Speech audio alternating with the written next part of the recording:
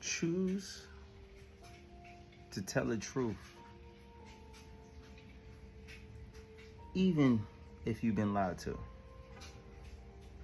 Choose to love again, even if your heart's been broke.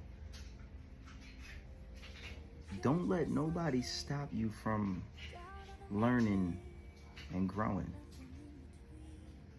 Now, this is really, really important.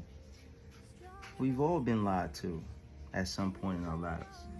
Doesn't mean you got to become like the person that's told you those lies. We've all had our heart broken before. Doesn't mean you have to be like the person who's out there breaking people. You can be the change. Because the moment you start doing what they've done to you, then there's more of them and less of you.